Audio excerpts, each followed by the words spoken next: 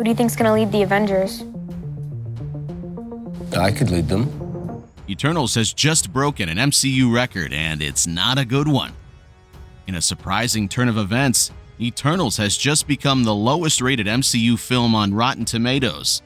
Its score is even lower than Thor: The Dark World and The Incredible Hulk. At this moment, Eternals has a score of 60% from 126 reviews, which is the lowest score ever for an MCU film. The situation is even bleaker when you look at its top critic score. There, the film has only managed to pour 57% from RT-certified top critics. Should Eternals drop even one more percentage point, it will also earn the dubious honor of being the MCU's first movie to be rated rotten. Despite Oscar-winning Chloe Zhao's involvement in the film, it suffered from Marvel story formula. Although Eternals is proving to be one of the most visually distinct and refreshing movies in the MCU, it still sticks to the Marvel story formula.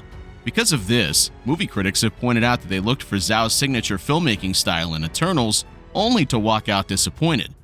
The MCU storytelling has been more or less defined by the combination of introducing the heroes and their evil counterparts in the first half and racing against time to team up and save the world in the latter, with witty one-liners, pop culture references, and humorous quips.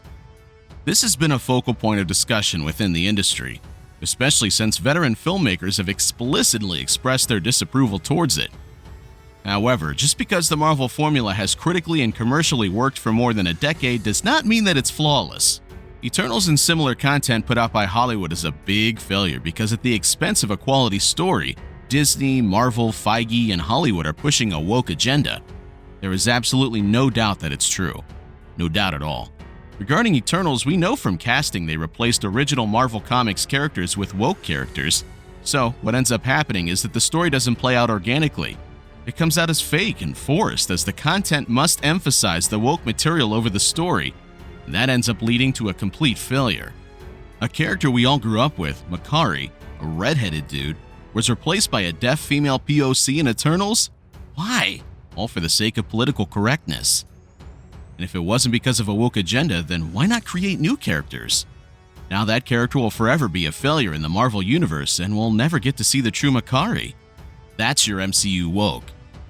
If anything, the Eternals arguably proves that this makes everything in the MCU arsenal uniform and predictable. As a result, no matter who gets hired to direct the next films, no matter how bold and visionary they may be, they will always be limited by the narrative template imposed by the cinematic universe. And if the stories keep suffering for the sake of political correctness, we won't be able to get the real content from MCU. Whether or not the film's disappointing reviews will have any impact on its box office performance remains to be seen. It's unlikely that hardcore Marvel fans will be dissuaded, but a relatively low RT score could be an indication that Eternals won't connect with the general audience the way most MCU movies do.